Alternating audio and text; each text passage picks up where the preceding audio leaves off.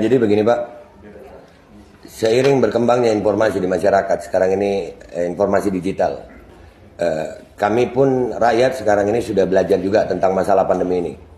Dan dari awal kejadian saya, mungkin Bapak tahu itu sama Dr. Louis, ya, kami sampai hari ini kami menunggu adanya diskusi debat terbuka antara dua pihak atau dua mazhab dokter yang pro tentang COVID dan vaksinasi dan yang anti vaksinasi.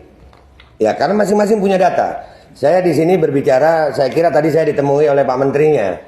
Kalau saya ditemui oleh Pak Menterinya atau jubirnya, saya meminta Kementerian Kesehatan memberikan apa yang sudah kami minta lewat lapor.go.id tentang keterbukaan informasi publik. Dan itu kami juga sudah melayangkan surat ke Ombudsman. Ombudsman juga akhirnya merekomendasi. Artinya di sini ada beberapa hal yang kami perlu pertanyakan masalah pandemi. Yang pertama masalah PCR, keakuratan PCR. Yang kedua masalah efikasi vaksin. Yang ketiga masalah kontrak vaksin pemerintah Indonesia dengan produsen vaksin. Dan penggunaan EUA, Emergency Use Authorization. Kenapa harus dimandatorikan? Kenapa harus didaruratkan? Dan masalah penggunaan vaksin anak untuk sebuah penyakit yang tingkat kesembuhannya 99, sekian persen, kenapa anak harus diintimidasi dengan vaksin? Anak Indonesia bukan anak yang penyakitan. Anak Indonesia anak yang sehat. Dan tidak sedikit Pak, kami sekali lagi tidak anti vaksin, kami anti pemaksaannya. Andai kata vaksin ini dilakukan secara sukarela, kami tidak seperti ini Pak. Kami jadi curiga dengan isi vaksin justru karena adanya kebijakan-kebijakan yang merubah negara demokrasi Pancasila ini. Yang mana demokrasi Pancasila ini berbeda Tuhan, kita harus toleransi Pak. Tapi dengan adanya vaksinasi, rakyat Indonesia sekarang ini, perbedaan vaksinasi sudah ada diskriminasi dan intimidasi. Kami sudah sering Pak melihat kesian rakyat didatangi ke rumah-rumah dengan pakaian seragam tentara. Itu belum sakit udah sakit duluan, takut. Iya, kayak datengin maling. Ini masalah vaksinasi mentinya.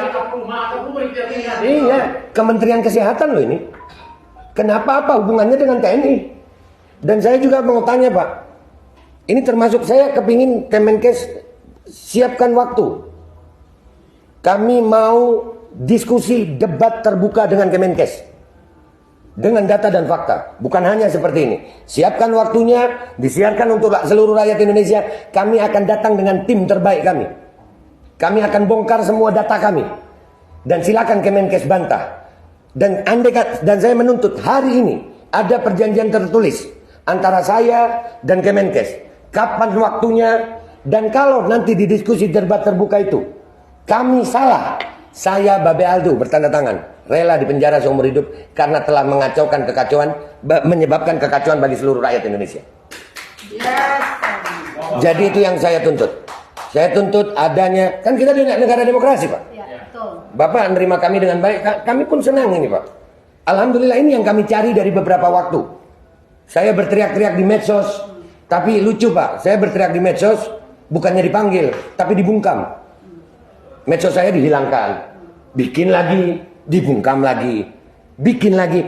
Kalau saya memang melanggar hukum dengan kalimat dan narasi saya, kenapa saya nggak dipanggil polisi? Kenapa pihak Kemenkes tidak mau memanggil saya? Apakah memang karena saya benar tapi didiamkan? Atau kalian tahu apa? Nah, ini yang perlu kami diskusikan.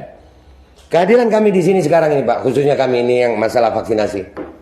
Kami menuntut keterbukaan informasi publik dan itu dilindungi oleh undang-undang. Ada KIP, undang-undang KIP ada.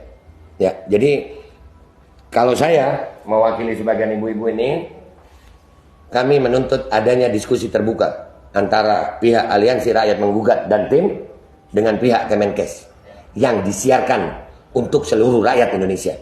Kita akan bawa tim terbaik kita melawan tim terbaik Kemenkes untuk berdiskusi. Bukan untuk debat biasa aja Pak. Karena ini menyangkut hajat hidup 270 rakyat Indonesia, 270 juta rakyat Indonesia. Kami tidak mau mempertaruhkan masa depan anak-anak kami Pak.